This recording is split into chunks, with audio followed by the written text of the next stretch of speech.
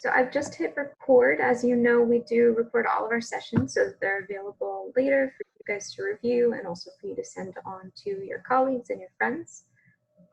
So we've got that started, I think.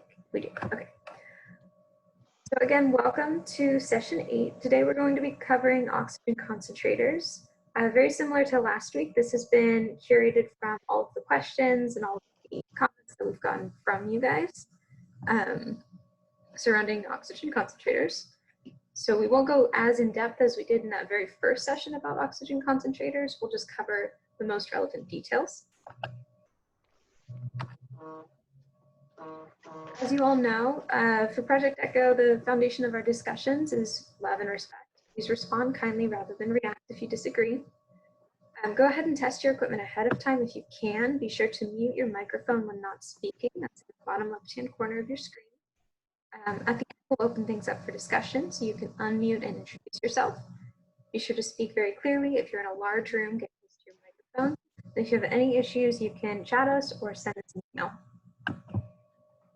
Today, we're just going to talk about oxygen concentrators, and Guna will cover the case study that's been presented previously by our friends in Ethiopia, and then we'll open things up for discussion. So go ahead and keep track of your questions as we go along.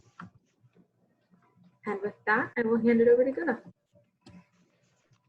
Hi, good morning, everyone. So we did cover about oxygen concentrator before, but this time we're going to go with few details.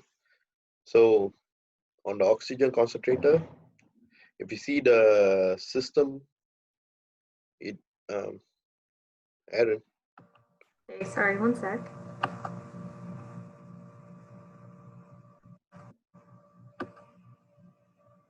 I'm not sure what's going on.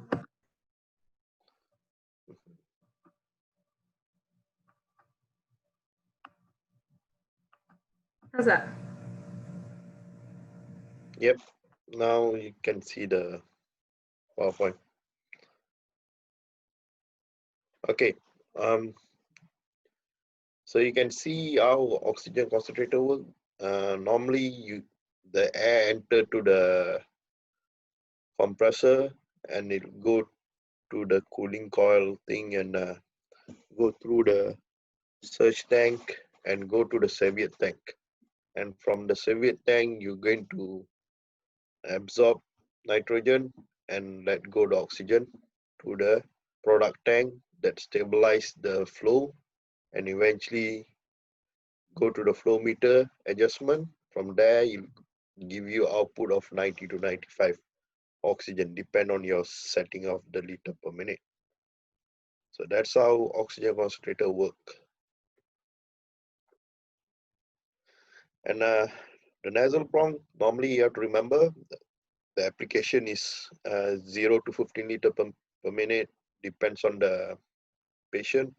And these are single use, and the size, they got adult, pediatric, and neonate. So it's using a 2-prong type of connection on your nose.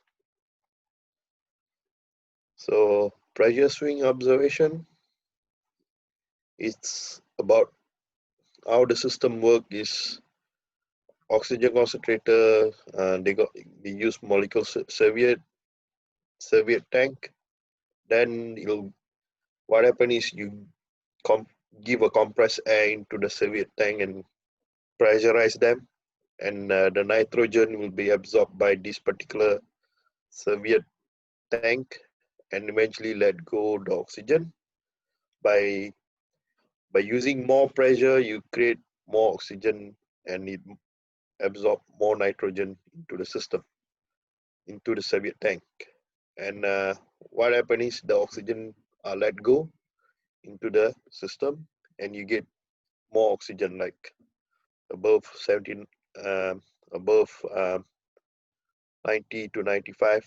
And you know, atmosphere, the nitrogen is 79% and oxygen is 21%. So to create more oxygen, you need to use this particular molecule Sieve tank. So it absorb the nitrogen and let go the oxygen, more oxygen. And if you see on the system, you're going to see 5 solenoid valve type connection. That 2 feet valve allowed air to enter to the serviette bed, and 2 ways that going to clear out to the atmosphere, and 1 nebulizer valve on top of the where the oxygen is produced on the serviette bed, that allowed the gas flow one point to another point on the serviette bed. Normally you got 2 serviette beds. So you see the pressure swing observation. So you can see air going into the compressor. From the compressor, it swings from left to right on the valve section. So when it swings, it's going to give air into the system and going to produce oxygen and going to absorb the nitrogen. That's how it works.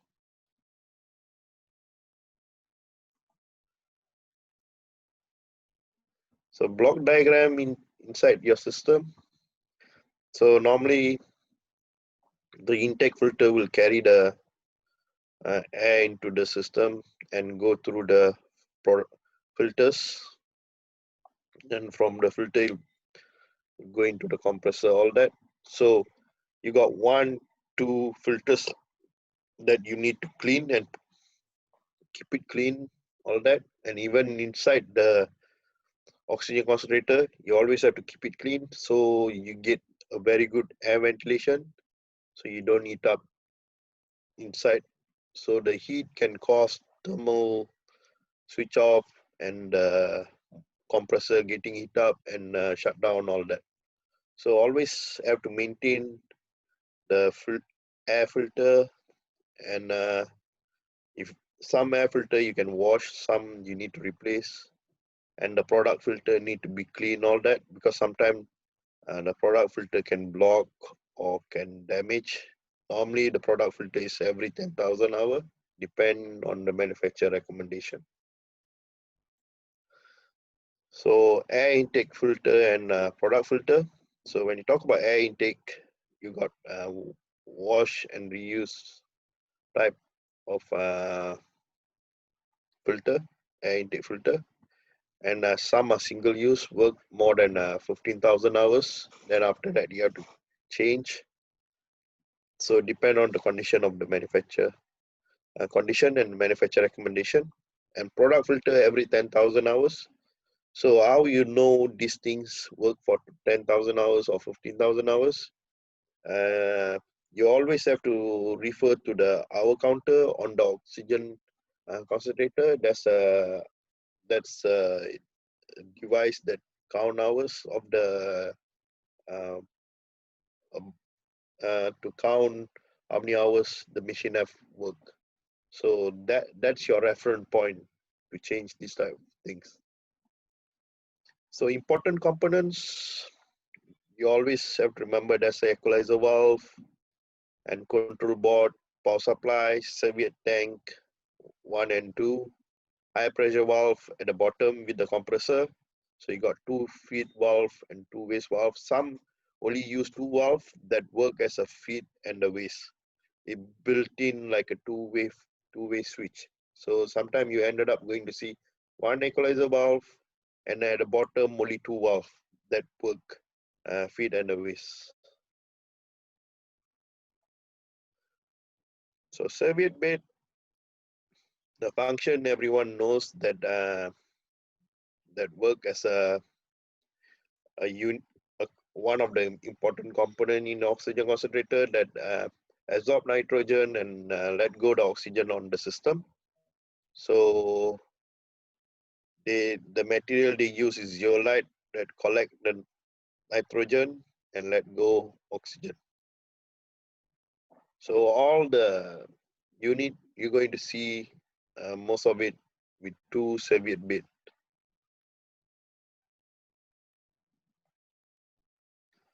Common problem, serviette tank is what happen is one kind of molecule that used in the serviette bed.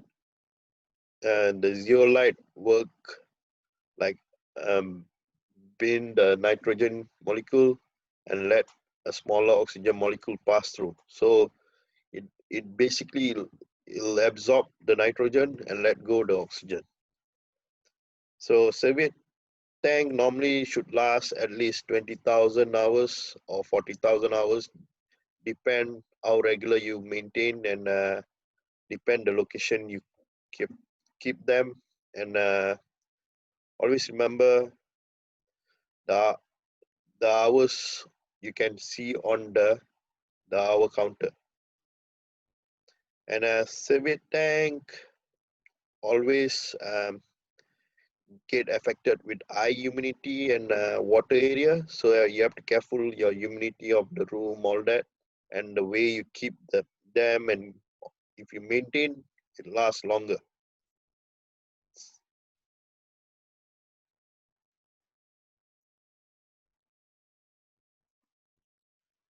So serviette bed repounds replacement. So these are basic method of to replace the zeolite on the serviette tank.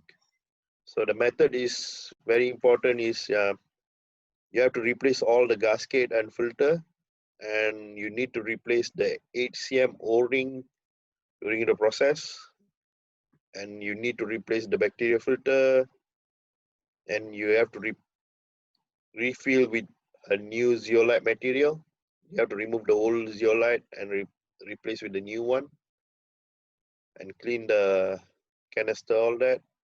And you have to do pressurized tests 45 psi by using oxygen concentrator, and leak tests on the system, and do oxygen purity tests by using oxygen analyzer.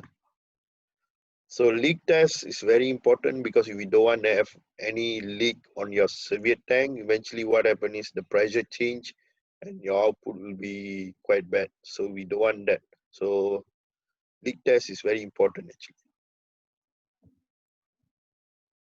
So when you talk about serviette tank, the internal part is, you can see there's a O-ring and a spring.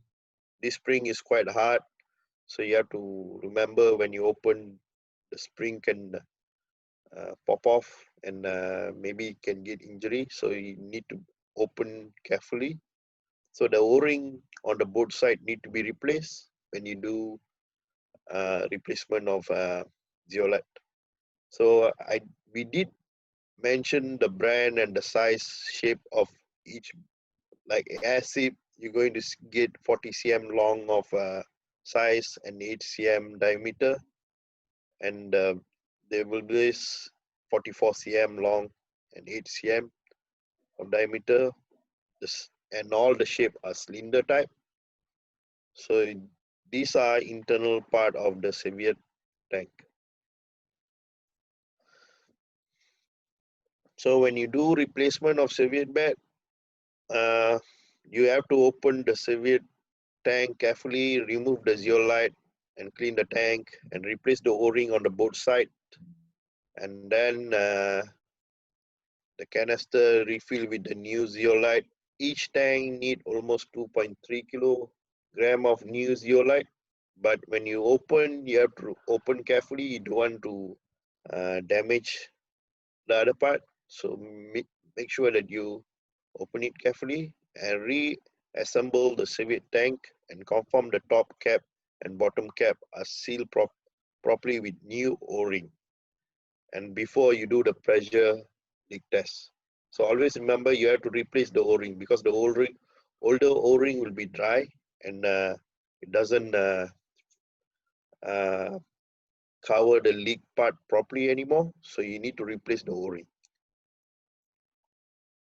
So these are how to disassemble the serviette tank. So you need to open the top part carefully, slowly, and then once you lose them, you have to open the bottom side of the nut as well. So once you open, you can see the O-ring on the third photo with the spring. So you have to remove it carefully.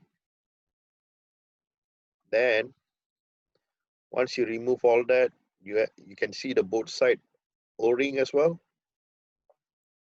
So the bottom part you have to check for damage, all that, and replace the both side O-ring.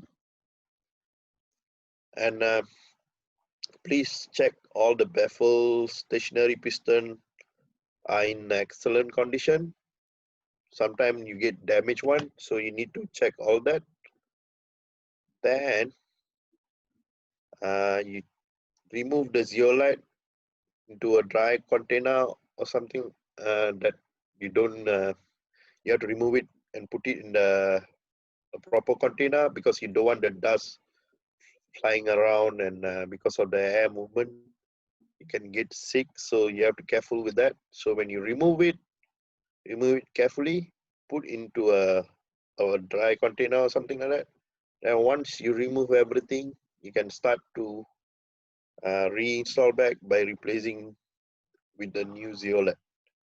So once all done, when you replace the O-ring, everything, and you fix back everything again, you need to check the leakage, because if the Soviet tank, you got any leak, eventually you're not going to produce enough oxygen. So you need to check on that. So to check, you need to use air compressor set between 40 to 45 psi, and check by using your digital pressure meter, DPM4 pressure meter, range of 40 to 45. Then connect the bottom part of the cylinder, make sure no leak, and connect the DPM4 on top of the cylinder. Then check the pressure on the cylinder for 20 seconds, see if the reading of DPM has been in the range of 40 to 45 psi for 20 seconds. So you check for 20 seconds whether there's a drop of pressure somewhere 4.5 plus minus the tolerance. So if you set, if you reading show on digital pressure meter 40, you have to see whether the 4.5 psi drop in 20 seconds. If it doesn't drop, that means no leak. And at the same time, put back on the compressor and check by using oxygen analyzer whether the reading is somewhere 87 to 95 percentage of oxygen. So this is the diagram. Compress the zeolite, then you get DPM4 and you see. So the bottom part you have to compress with 45 psi, and top part you have to close one side, another side you put your DPM4 and you check the pressure. So once you install the Soviet tank back to the oxygen concentrator, test by using low pressure, all that, and check the purity. So size and shape, as I mentioned, we got all our cylinder type, and some are China made, 44 cm long and 80 cm diameter, depends on the brand. But these are commonly you're going to see the sizes, and each Soviet tank need 2.3 kilos to 2.5 kilos, depend on the model and brand. And the test tool, you need a digital pressure meter and oxygen analyzer. So zeolite price can cost somewhere 8 to 12 USD a kilo, and lithium base will be much more expensive because the lifespan of lithium based molecule will be much more higher. So the price will be 34 to 38, and logistic is extra charges. So pressure swing time, this is what you need to check. Once all the installation done, you have to check the complete cycle should be 15 to 18 seconds. And pressure patient outlet should be 0.5 bar or 8 psi at the flow meter. And equalizer time should be 1 to 2 seconds. They change the valve, make noise. And pressure reservoir tank should be 20 to 30 psi. And half cycle should be somewhere 7 to 8 seconds. And pressure compress should be somewhere 20 to 30 psi, and pressure relief valve should be on 50 psi at the compressor. So you have to check all these are working in this particular range.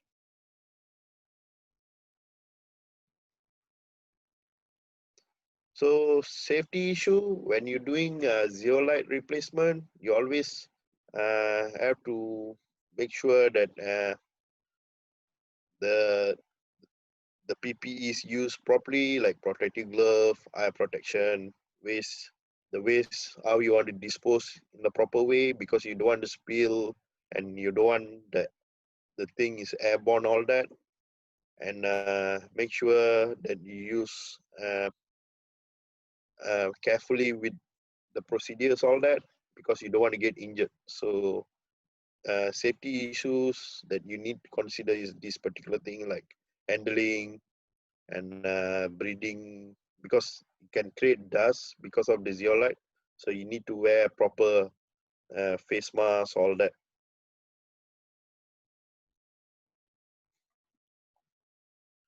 So when you talk about common alarms, there's short beep, a long pause, and a concentrator is not operating, power switch on, but you get beep sound. So this may be the power cord not working properly, or trip circuit breaker, or compressor is not working. So this is the problem that you always can see, like power loss, all this. And the solution is check the incoming supply, inspect the circuit breaker, and check the compressor. But unit run too long, maybe the thermal switch shut down. So you need to check. This is the solution that you can check. So symptom, alarm continue beeping, and concentrator not operating, power switch on. So symptom of failure, maybe unit overheat due to the block of air intake and internal repair required. So remove and clean the cabinet, because overheating can cause because of the fan failure and inside too dust, maybe never maintained before. So all this need to check. At the same time, the location that you keep your oxygen concentrator, maybe the ventilation input area is blocked by a wall or something like that. So you need to check on that.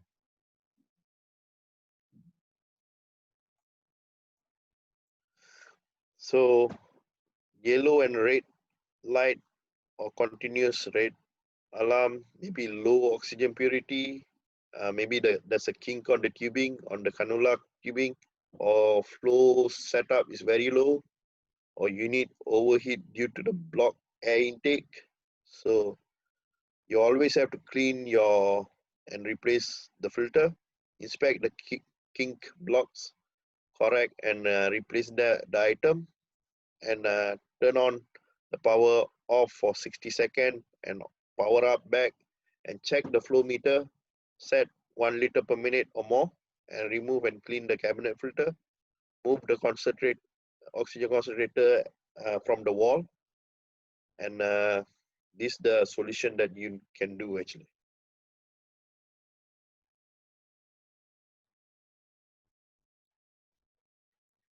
So when you do troubleshooting, always start with observing and listen to the machine.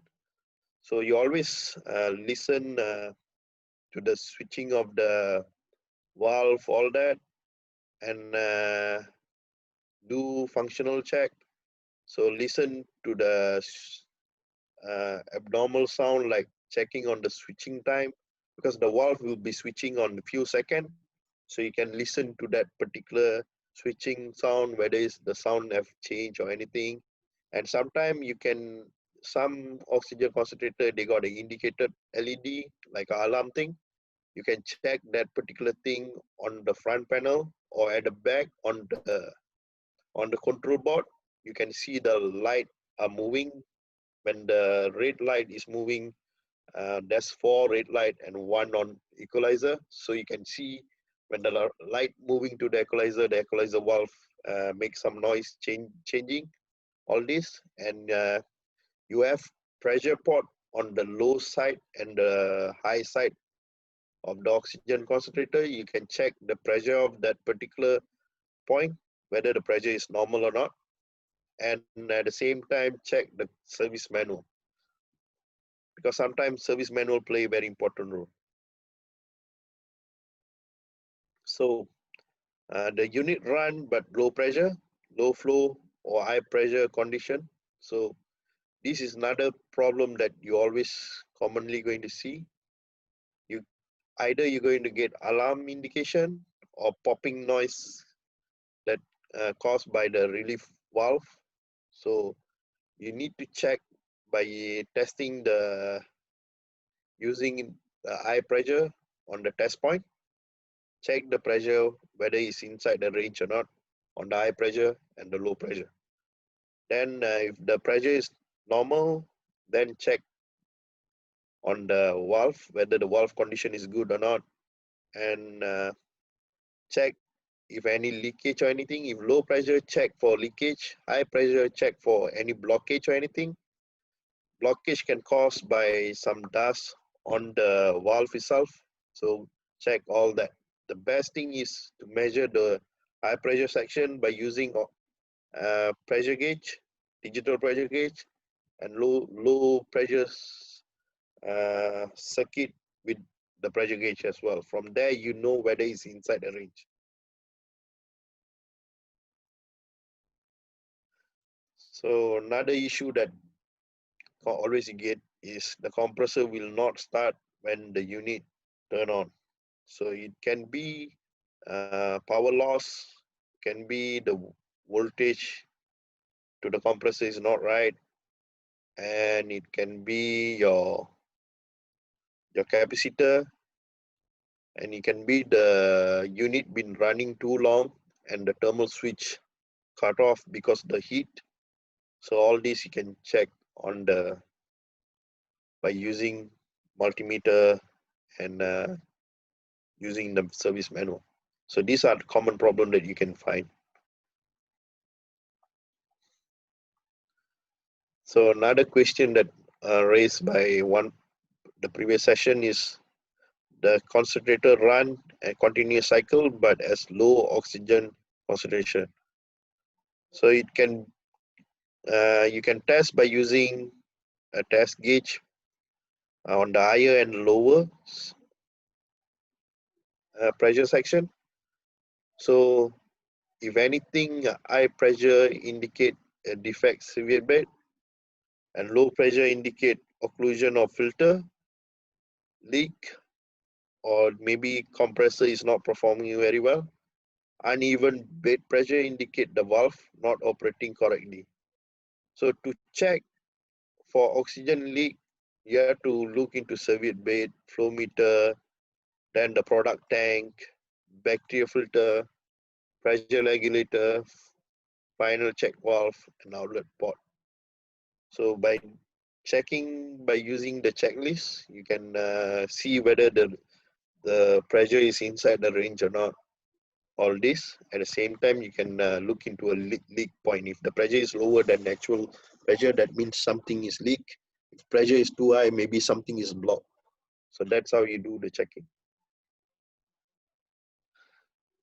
Okay, so this part is more on experience sharing in Ethiopia. So they did some maintenance. So these are based on their experience.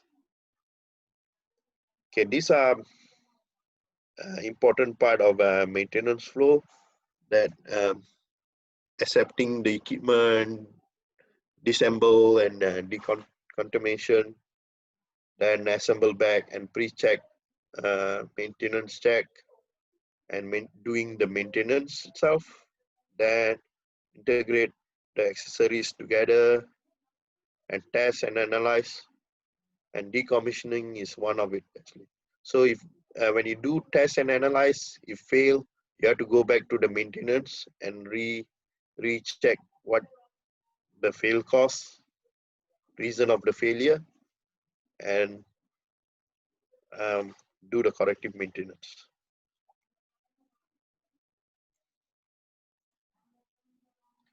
Documentation, so they got acceptance and maintenance and test analyze, decommissioning.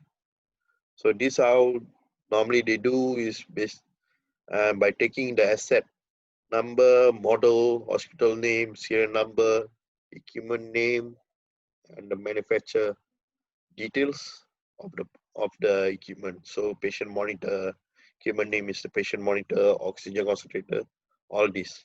This how one of the department in Ethiopia do this particular thing. They take the equipment detail, all that.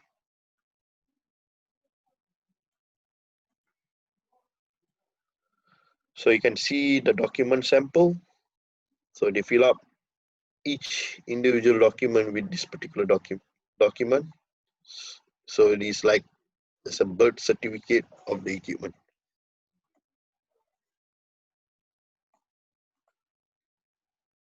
So on decontamination procedure, safety is always important. So you need to have PPE and disassemble, cleaning, disinfection, air dry.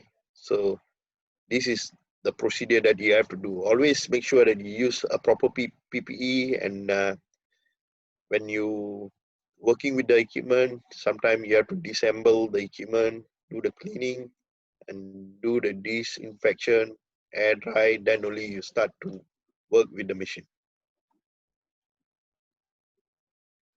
So troubleshooting step one is observing and define the problem area, identify the possible cause of the problem, and determine the most probably cause of the problem, and test and repair. So this particular step 1 to step 4, is done without opening the equipment. Identify the problem first. Step 5, you need to open the machine. But the first step 1 to step 4 is important to check the equipment without opening. Then you confirm the problem. Then you do open the equipment and do the repairing. And finally, do the follow-up, recheck again, and finalize if the equipment is working fine. So troubleshooting any system require understanding. So you need to know how the equipment works and how it does it, the process, then the output, what it does. So you need to understand the equipment. If you still confused, it's better to open the user manual as a reference. From there, you can work through the process. So always remember, always the keys, KISS, keep it simple, stupid. So this is a keyword normally we use. Always make things simple. Don't complicate things. When you complicate, you're going to create more problem. So always keep it simple. Take the user manual, get to know the user manual, and follow the procedure. That make life simple. If you don't use user manual, you intend to open the unit, maybe you're going to cause more problem.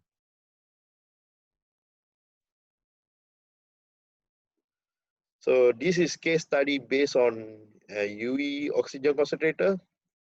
So we're going to discuss about the error code of this particular oxygen concentrator, and common failure, machine stop running after a few hours, low oxygen concentration output, oxygen deliver at low pressure and high pressure, machine stop running, machine run but no gas output. So these are one of the brand from China that seems like quite a lot of unit in Ethiopia.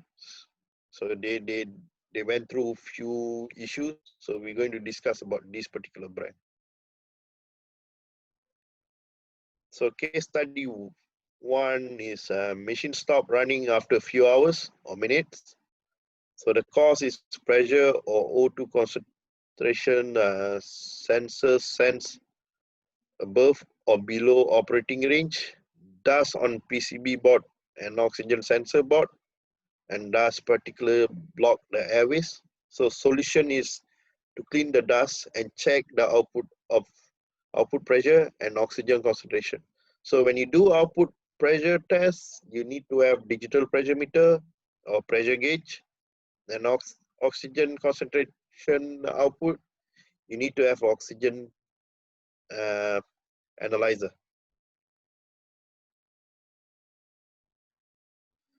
So case number 2, low oxygen concentration output. So it can be dirty filter and dirty tubing, crack and king pneumatic tubing. So if the zeolite work more than 20 hours, 20,000 hours, it may be expired. So you need to check the hour meter. So the solution is clean the filter and tubing, replace the zeolite, correct the tubing if kink, and change the tubing. So low concentration error code will be LO, that means low oxygen concentration, and error message display on the screen for some brand. So like this particular brand is going to show LO, that means low oxygen on the screen.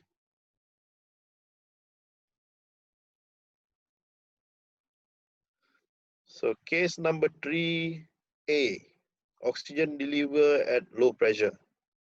It can be blocked tubing, dirty canister, intake, inlet, gross, filter, leak, pressure regulator edges at low level, low air compression. So this is cause of low pressure. Solution is to check the tubing, see if the blockage and make sure that you can fix that. Clean the filter, check the tubing for crack and tighten them, and if the tubing is loose, re-tight them again, put it back properly, and adjust the pressure to the correct range. So E1 error indicate low output pressure, display on the screen.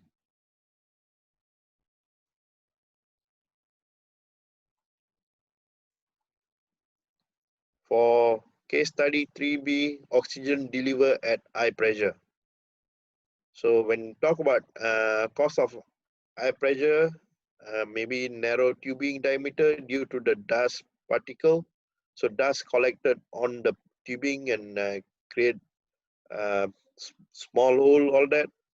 Pressure regulator adjusts at high level. So that's a pressure regulator that the adjustment is not right. So solution is to clean the dust particle and replace the tubing maybe, adjust the regulator to the normal operating range. So we see E2 error, this is the solution.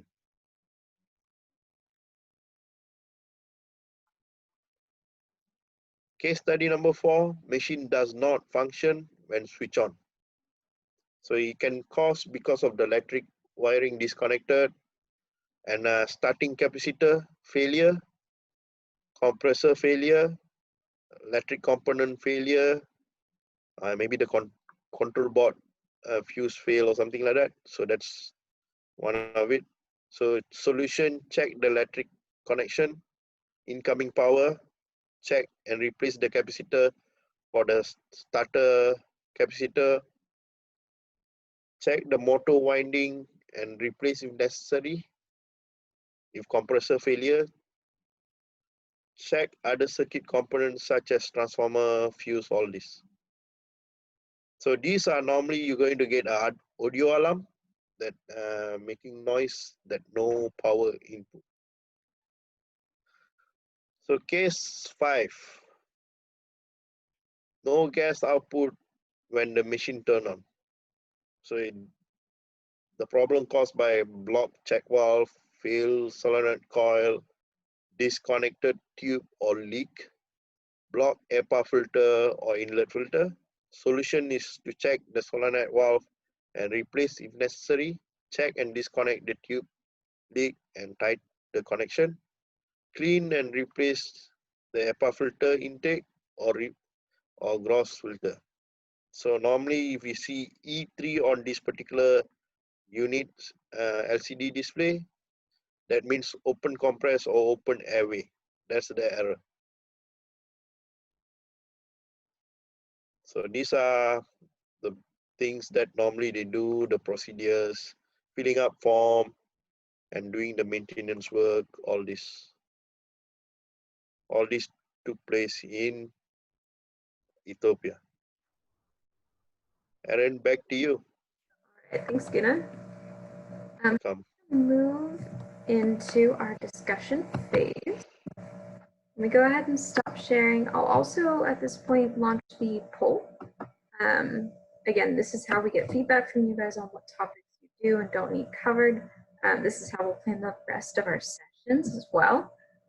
We're kind of coming to the end of the list of equipment recommended by the WHO and the CDC to treat COVID. So we're going to start cycling back through. You've seen ventilators, and today you saw oxygen concentrators. Next week, we'll most likely be talking about autoclaves as well as some electrical safety. And one of the more commonly requested topics that we've gotten is reusing PPE safely. So we'll also talk a little bit about that. Again, the poll is launched. You can go ahead and take that whenever you're ready. If you're on a mobile phone, there should be a green bar at the top that you can click and then take the poll that way. If you're on a desktop, it should just launch on its own. If you have any questions, you can use the raise hand button or just unmute yourself since there's so few of us. You can also type your message in the chat and I can read it out for you.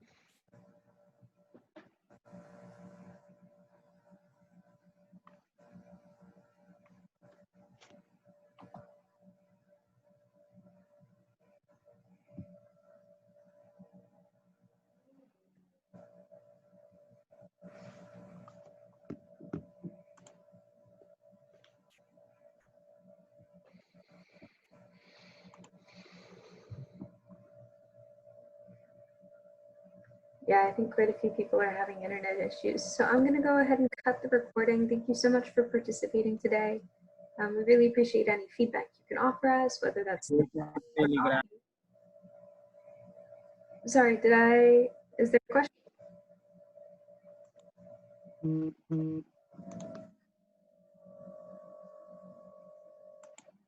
Okay, very cool.